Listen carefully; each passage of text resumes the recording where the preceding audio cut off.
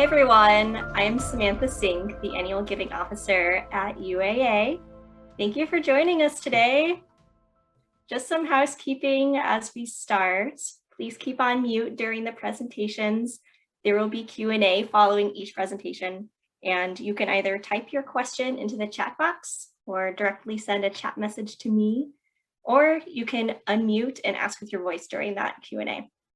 If you put your question in the chat box directly to me, please indicate if you'd rather stay anonymous. Then I won't say your name.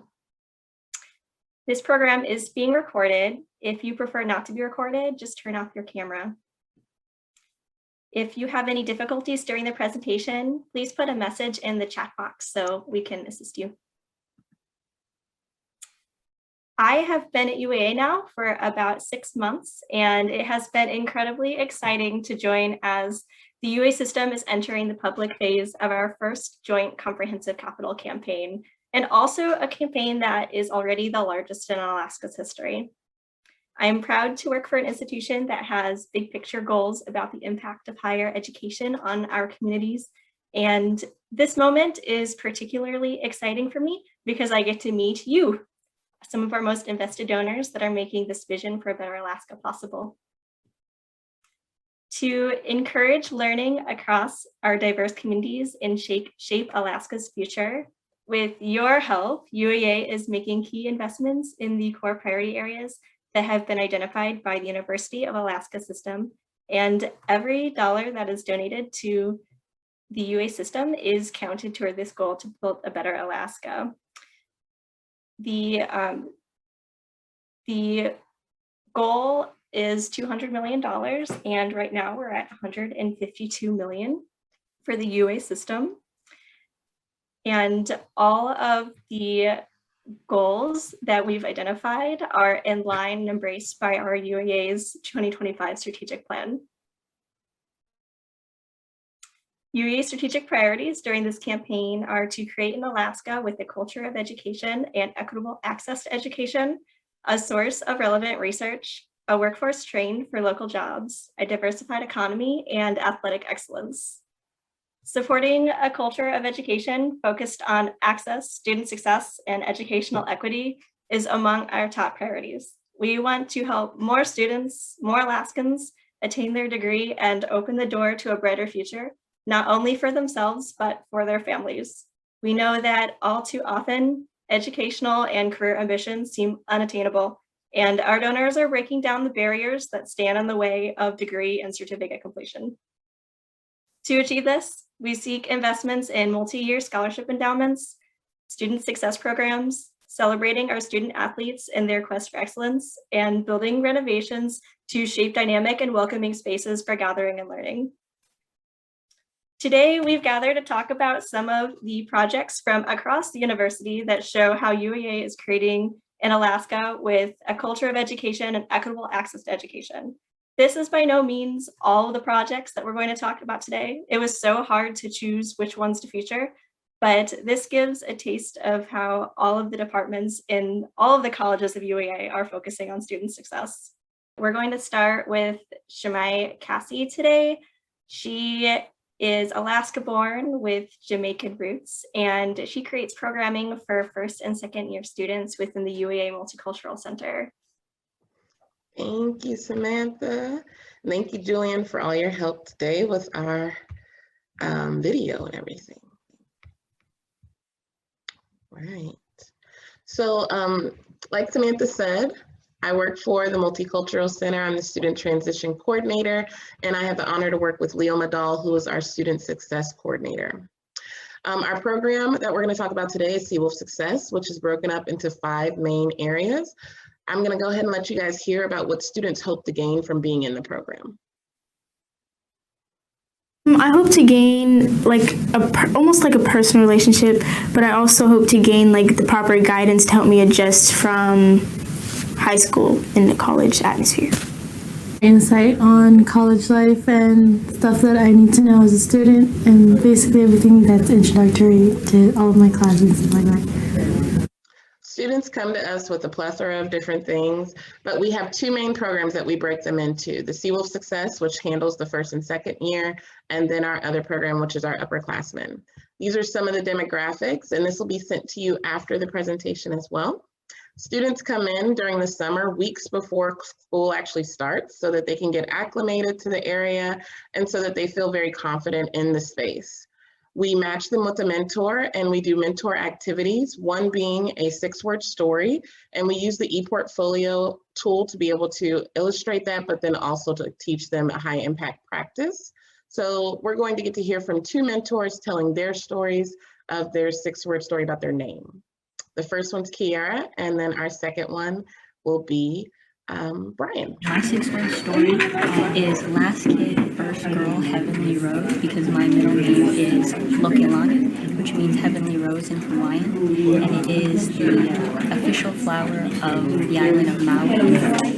And my parents wanted all me and my brothers to have Hawaiian names. My 6-word story is my mom loves the name Brian. My full name is Brian Jesus Gonzalez Bermudez. I don't know the real story how or why I actually got my name. All I know is that she liked the name. However, I do know how I got my middle name, Jesus. My dad's middle name is Jesus, and when I was born, my older brother Kevin, who was 4 years old at the time, said I was baby Jesus when I was born. So my parents thought it was very cute, so they gave me the name Jesus. So to this day, I'm Brian Jesus. Our mentors also do a mentor matching activity using True Colors training. The training encourages students to understand and appreciate their personal differences and build self-esteem and enhance their communication and team working skills. Our mentors play a huge role when it comes to student success. And this is why I usually ask our freshmen, what do you hope to gain from having a mentor? So you guys are going to get to hear from some of them of just their freshman year starting off. What were they thinking when I told them they're going to get matched with a mentor? Somewhere to go to if I ever feel lost, and just guidance. I hope to gain somebody I can trust on campus since I'm new here, you know, and so it's somebody I can go and talk to whenever I need to. I would like my mentor to help me and guide me in the best directions, and I want to be succeed too. Well, I'm just hoping to feel more comfortable on campus, because I'm sure the first year for anybody is always the most difficult, so having someone to ask questions and get an answer from someone who's experienced will be really helpful, and then hopefully the following year I'll be comfortable enough to handle it on my own. I hope we become friends, and they kind of help me gain a sense of responsibility. I hope to gain a good relationship with my mentor, where I can find good connections with people in the Anchorage municipality, and to just build good social relations. I hope during this mentorship that I can gain all the knowledge I need in order to succeed in my college career, because I'm kind of clueless, but ever since being in this program, I've been more ready to start my college career as a freshman, even though it's really scary. Many of our freshmen do come in just like Jerica, scared, nervous, not knowing what to expect. And those 5 core components of the program that we utilize throughout the whole year really bring us great outcomes. Some of those outcomes you're seeing now. Fall to spring, we have a high retention of 94%. Spring to fall, we had a retention of 82%, which is huge, especially going over a summer. Our mentors have really high retention, usually over 100% every time. And then also all of our students that are in programming, we really push scholarship. We teach them how to write scholarship essays, and they earned a total of $17,602 to be able to contribute towards their education. So we really try to teach them real world practices that they can utilize every year. That way they become that independent student. Thank you guys so much for listening. Wow, thank you so much, Shamai, for sharing that. We do have some questions. The first question is, do students self-select to be matched with a mentor, or is there an invitation process? So students in our first year program, it's part of the process, it's built in. So they know it when they sign up for the program that they're gonna get a mentor, and many of them, that's the attraction to our program, is just having somebody to go to. So that is something that is definitely thought out before we even get to them coming into the program. And we break that down when they have entry into our program. We do some individualized guidance that really walks them through what goals they have with their mentor, and we do short and long-term goal setting for them. Thank you. The next question is, do students at our community campuses participate in Seawell Success? Unfortunately, they don't. Only students that are on the main campus, and that's a great question. We have had people reach out to us that are wanting to bring it to the community campuses, and we are more than happy to give them our model, but we haven't gotten to that point yet. But thank you for asking that. Next question, how does the Multicultural Center support student success? So for us, we use an acronym in the Multicultural Center called AHANA. It stands for African American, Hispanic, Latinx, Asian Pacific Islander, International, and Native American students. And so a lot of students that come in there, they have that ethnicity, but a lot of them don't. And so we just want to make sure that the Multicultural Center is a place that welcomes all. We usually always have food. Not sure what that's going to look like now that we're in COVID, but that is a huge part of who we are. It's part of our character. And through that, it allows for students to feel comfortable. It allows them to feel comfortable enough to ask the staff how they can get involved when it comes to scholarship, how they can advocate for themselves, how they can get involved in different clubs and organizations. And so having that atmosphere and that climate, students just open up, and that's how we really get to what kind of services and resources do we need to help them be successful at UAA and keep that retention high. Thank you. And we don't have too much longer for the Q&A on this one, but the last question that I'll ask now is, what challenges or barriers to students experience? Students that we work with, we primarily really focus in on students that come in with a low GPA. So kind of the student I was that I described in my intro, we like to really focus in on those students that have low college level math or writing so that we can build them up. A lot of our students are English language learners. Some come with housing and employment needs. Some are non-traditional. Some are coming with financial needs because they come from a multi-generational household or a low income household. And almost all of our students are first generation. It's not a requirement for us, but that's just how it works with the students that are coming in. Thank you. And for the questions I wasn't able to ask, I'll have the presenters respond to those questions, and we'll follow up afterwards. It's good. We have lots of questions. Thank you guys so much. Our next presenter today is Carrie Aldrich. Carrie is an assistant professor in the Department of Writing, where she teaches a variety of writing courses and coordinates placement into first-year writing and studies success in first-year writing. Take it away.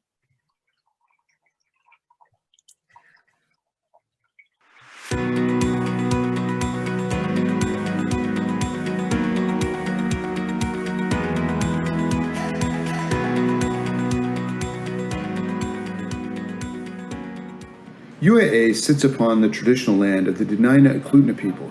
Winding through our beautiful campus is a salmon stream that maps refer to as Chester Creek, but the Dena'ina name is Chotsnu, or Grass Creek. In the Department of Writing, we're not only acknowledging the land where we stand, but we're actively working to acknowledge who our students, our faculty, and our staff are, and how we can best fulfill our mission.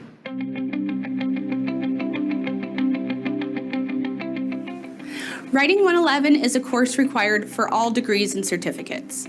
It's a major gateway to higher education and lifelong career outcomes. Placement into Writing 111 reflects long-standing divisions about who has access to higher education.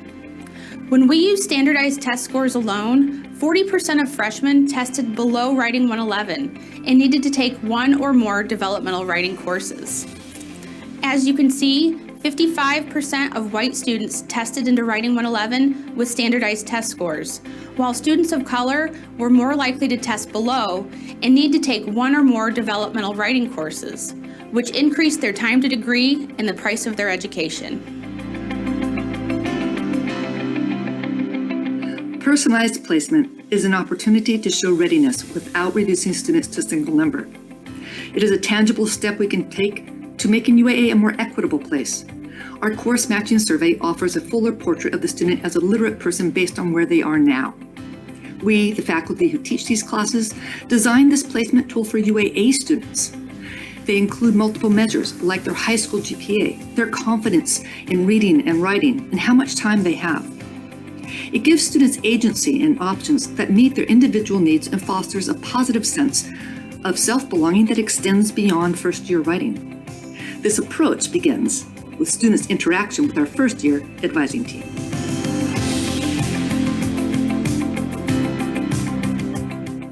Our advisors, entrusted with the faculty's philosophy on placement and curriculum, identify students who are good candidates for acceleration in writing. On average, 70% of students who complete a writing sample as a multiple measure are placed into a higher writing course and even experience higher pass rates than those who place by AccuPlacer alone. Since 2017, this has saved students over $300,000 of tuition. Students are moving through their degree requirements more quickly and allowing them to enter the workforce earlier. In a recent survey evaluating the accuracy of our approach, a student reported the following: "I think everything was considered. In addition, my first-year advisor did an excellent job helping me and advising me about my classes." That's our goal. Placement testing prioritized one dimension of student writing, grammar, while overlooking how well students were doing in other equally important aspects. Basically, the tests were holding people back who were perfectly capable of bootstrapping their way through the higher levels, and all they really needed were to have some expert reader teachers recognize that fact and to give them the opportunity.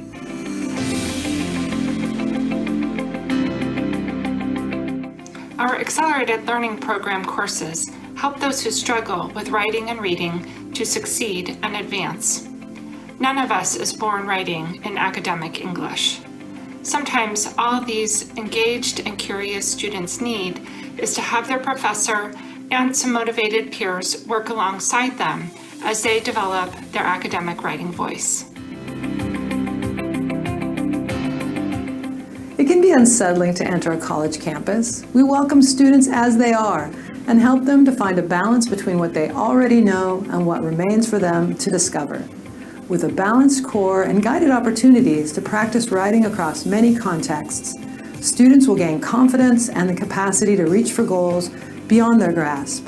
The return on investment is a skilled, knowledgeable workforce and an engaged citizenry.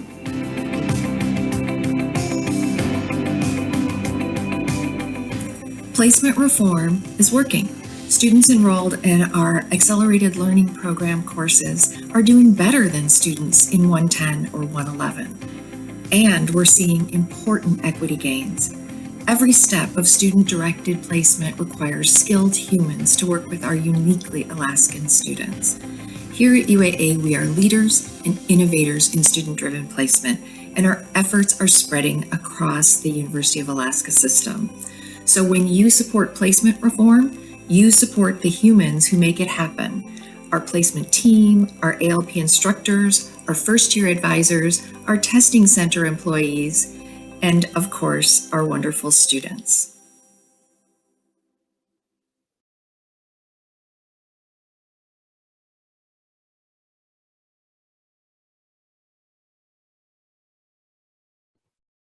Thank you so much for sharing that, Carrie. Okay, we do have questions. The first question for you is, well, it looks like Ray might have started to answer it, so maybe both of you want to tackle the answer. Someone asked if something like this is also being looked at for math or maybe other subject areas too. Yeah, the math department or the Department of Quantitative Studies has developed a different kind of tool because math is a different picture altogether. So we're a little bit ahead of math in developing our placement tool, but our NWCCU team that Claudia Lampman is directing has been meeting together, and we've been talking about writing and math together, but they developed differently Thank you. So, Someone, yes.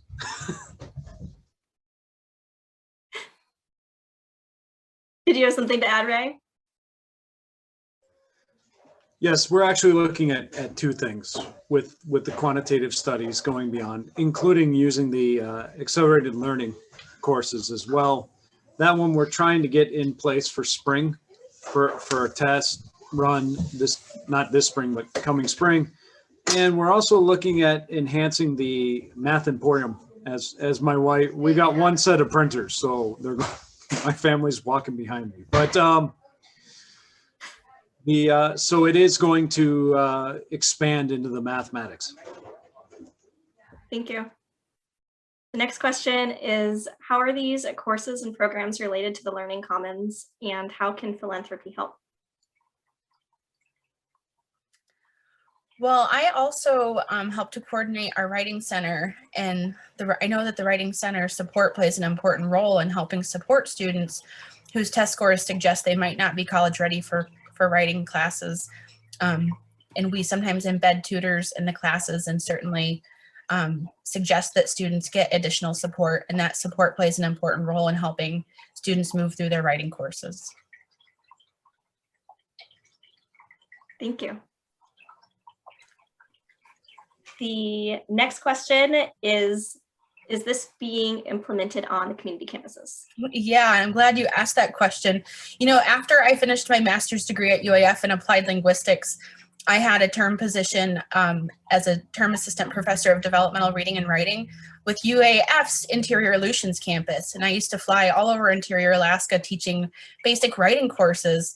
And that was my first introduction to self-directed placement, because the community campuses have such smaller programs and unique needs that placement was really individualized, and it worked. Alaska Native students are much more successful in the community campuses because they can take a much more personalized approach. And so, you know, placement started here at UAA, or placement reform efforts started here at UAA long before I came on board. I've been coordinating this effort for 2 years, but our faculty have known for a long time this is the progressive way forward.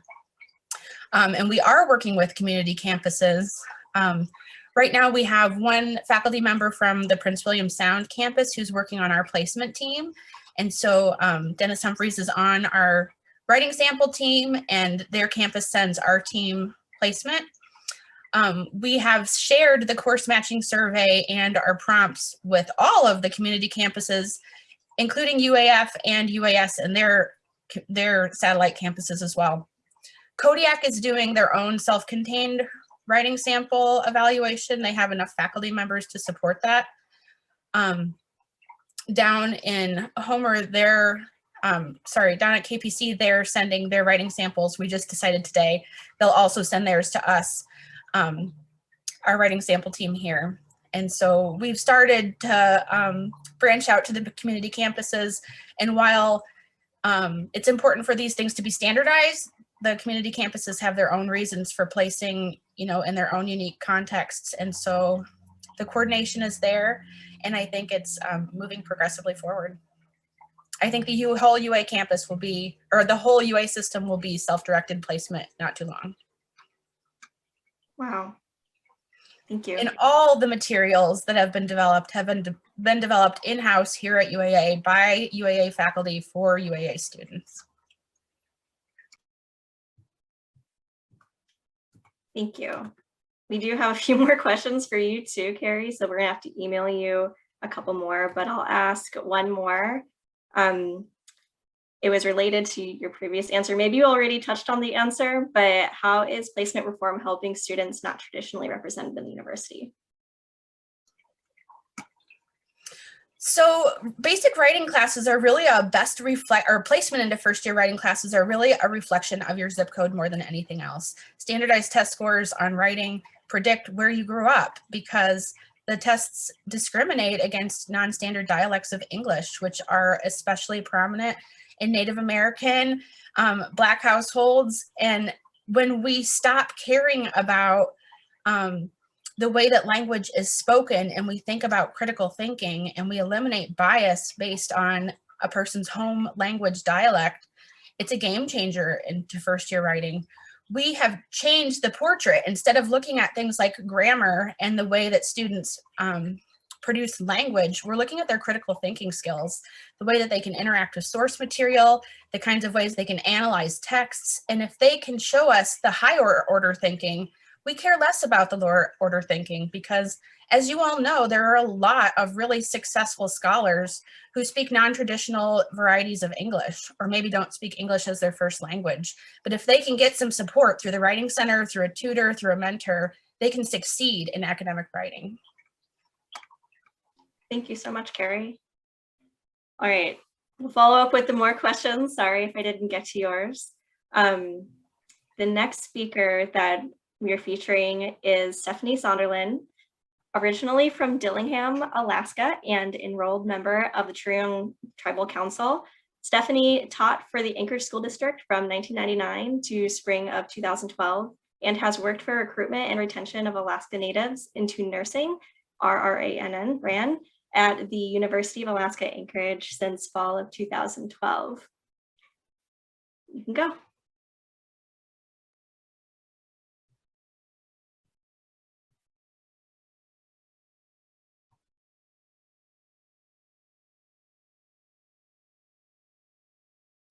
Hello, my name is Stephanie Sanderlin, and I'd like to talk with you about recruitment and retention of Alaska Natives into nursing. Our mission is to provide support and advocacy to Alaska Natives and American Indians pursuing nursing degrees at the University of Alaska Anchorage School of Nursing. We support both associate and baccalaureate degrees. RRANN was founded as a response to the realization that in Alaska's nursing population, less than 1% of nurses were Alaska Native or American Indian.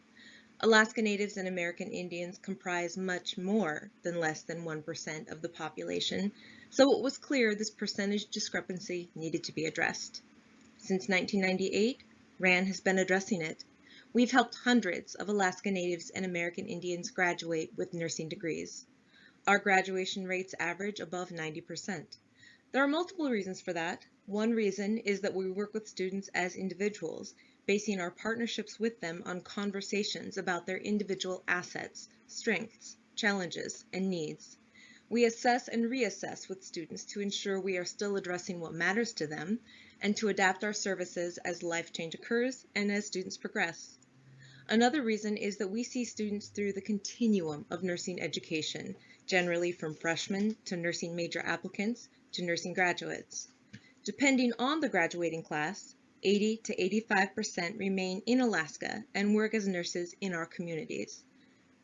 The majority of that 80 to 85% choose to work in healthcare facilities that prioritize care for Alaska Natives and American Indians.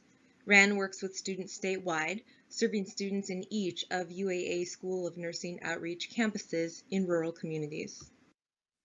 When we ask students what is effective about RRANN support, they list big things like advocacy, maintaining our scholarship program, and providing a place to be Native. They also list little things, which continually remind me that while we absolutely need to focus on the big things, in the day-to-day intensity of nursing school, little things, like making sure they have a snack, are part of getting them to the next class, the next assignment, or the next exam. There are three foundational elements we find generally important for all students, but especially our rural students: tutoring, clinical supplies, and seeing communities. Our tutoring program is free and online, so it's accessible to rural students.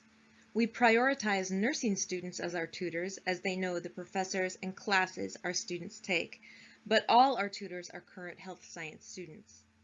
Our tutoring is done via group format and is open to all nursing students, whether they are RRANN members or not. We do this because there is positive correlation between the engagement of RRANN students and peers in group format tutoring and engagement in the larger classroom environment and academic partnerships. Finally, we schedule tutoring on a monthly basis so students can plan around other things in their lives, like childcare, work, or subsistence activities. Finally, we make efforts to really see our students' communities. We ask what is happening, make an effort to know where the communities are on the map. follow current events affecting them, and mention them on RRANN's Facebook page. It also helps that 2 of RRANN's 3 staff members are Alaska Natives with connections to rural communities. I grew up in Dillingham, and most of my family is still there. Our Bethel staff member resides in Bethel, and she is raising her family there. This map that you see in front of you is where RRANN students come from.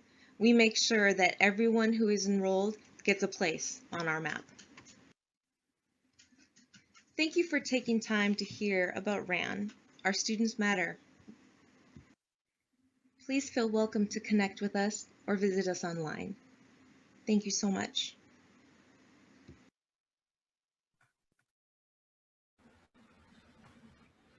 Thank you for sharing that, Stephanie. Okay, a couple of questions for you. Which communities have UEA School of Nursing outreach campuses?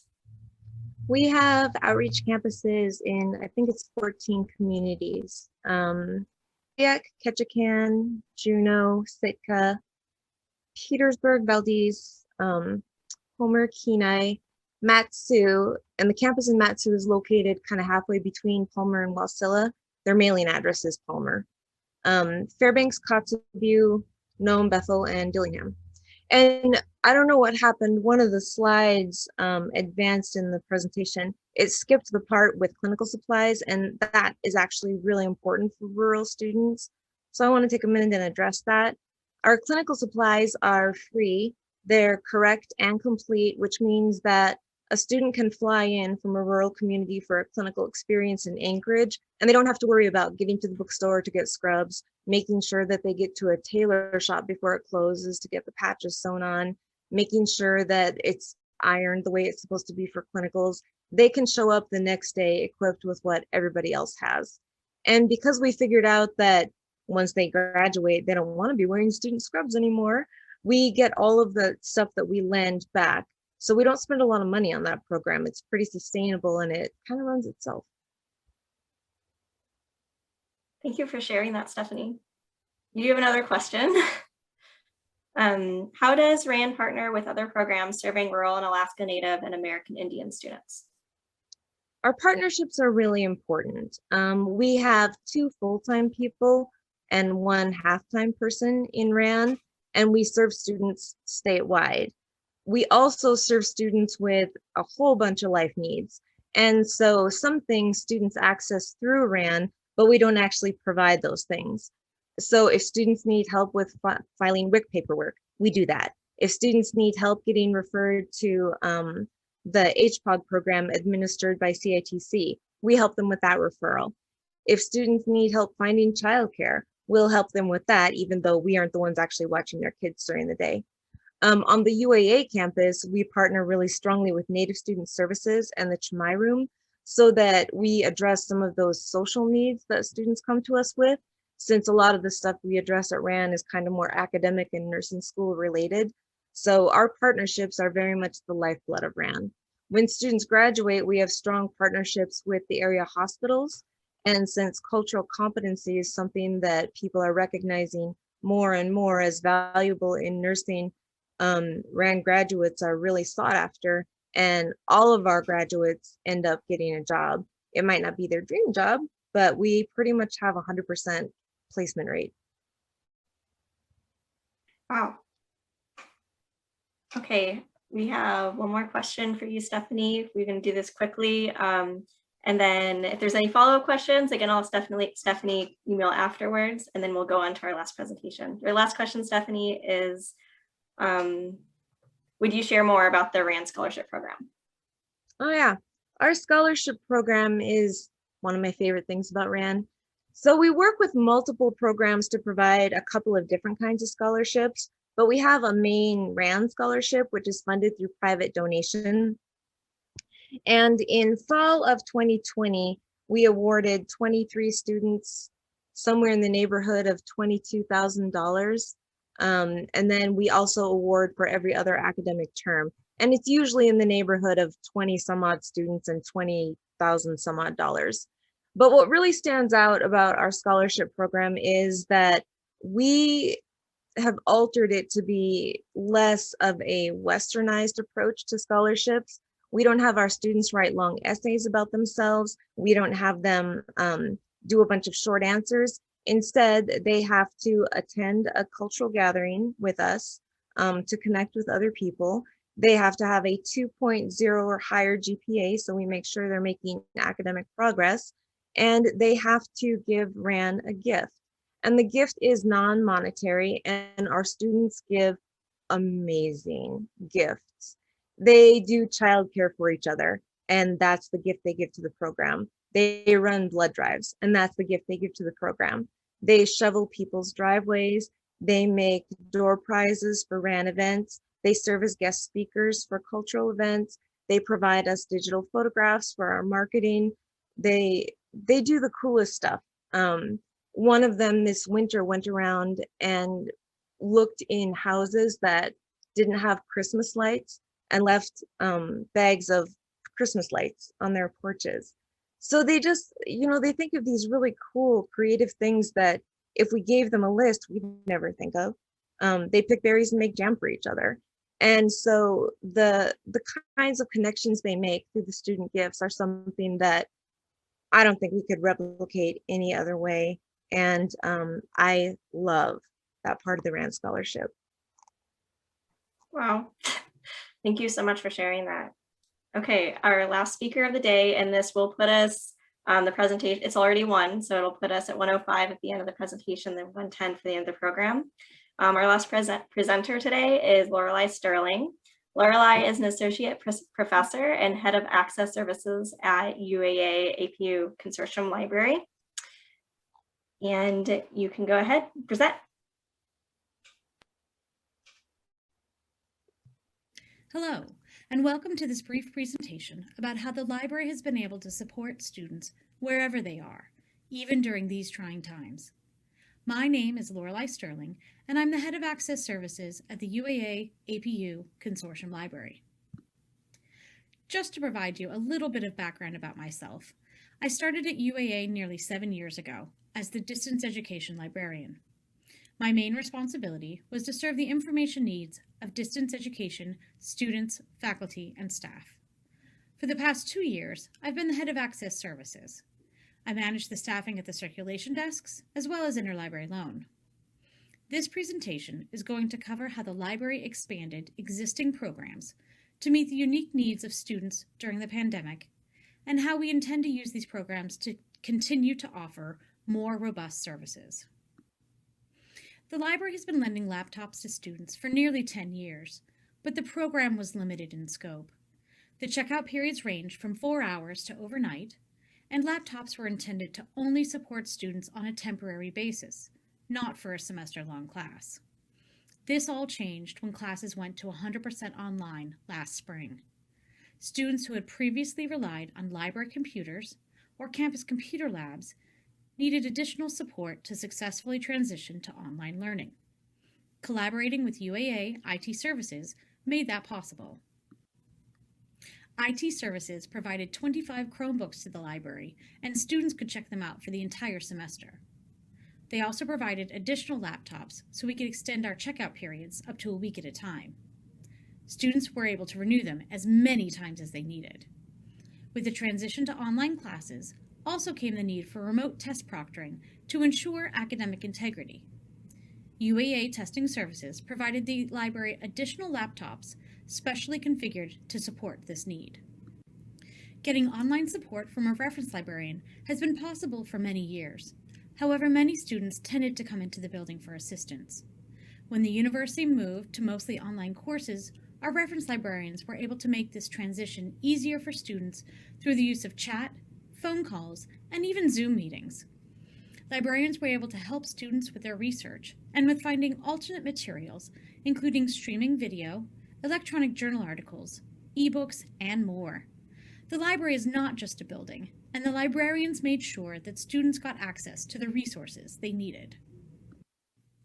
The digital resources that we purchase for student use include live homework help, electronic books and articles, and streaming video. Live Homework Help is a statewide program for all Alaskans available through the SLED website. It offers live tutoring for subjects ranging from math to English to science. Use of this program last year was up over 30%. Also, the library was fortunate to be able to purchase additional ebooks and articles and more streaming video to help support student success. The continued use of online learning means the need for electronic resources to grow in the future, and at least hold on to the ones we currently have available for students. The current limitations for this are funding, of course, and the annual inflation publishers charge for the electronic resources. What are our future plans? The quick answer is more. More laptops, more streaming video, more ebooks, and more marketing to make sure students know all the ways we are here to help support them. Hi, my name is Amory Aya. I'm an undergraduate student and president of Native Student Council. As a club, we are dedicated to providing a welcome community for all students at UAA. The Consortium Library has always been available to help students, and I've often gone there to use the computers and have a quiet place to study. The staff are always friendly, helpful, and ready to assist.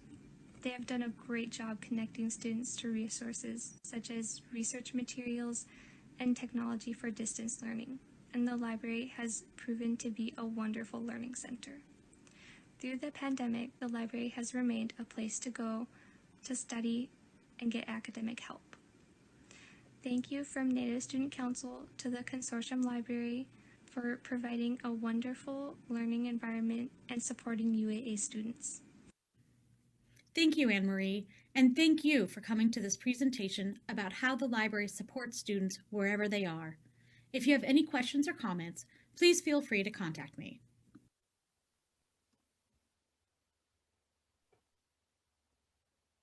Thank you for sharing that, Lorelei. Thank you for inviting me to participate. Okay, your first question. Will infrastructure or COVID funding from the federal government help with technology costs, specifically for laptops? So we are definitely looking into all the different funding sources that have been made available. There are a couple specific ones that I think will work, but we have to coordinate through either the state library or through UAA specifically. But yes, I do think that we are going to be able to use some of those federal funds to purchase more laptops so that we can, have extended checkout times, because that really is what people need right now. Thank you. What has been the biggest challenge of the transition to online learning? I think the biggest challenge has really been just watching students struggle. Although I think anecdotally people really think that college age students understand technology, it just is not the technology that they need to succeed at the university. They understand how to use their phones, but uploading a document to Blackboard and having access to broadband internet at home is not something every student has. And so, when everything got shut down, I was very worried at first, but that first week that we stayed open and everything else shut, I saw so many students in here who had to be here. They had no other option to finish their spring semester courses. And so I think that just being able to help them and help them through their struggles has been really gratifying, but also just really challenging, because I know that they don't want to be struggling, the way that they are. Thank you. Your next question. What will the library keep doing post-COVID that it wasn't doing before? Well, we're going to be cleaning a lot more than we used to before, because we never realized how little we, obviously the janitorial staff is great, and does a great job.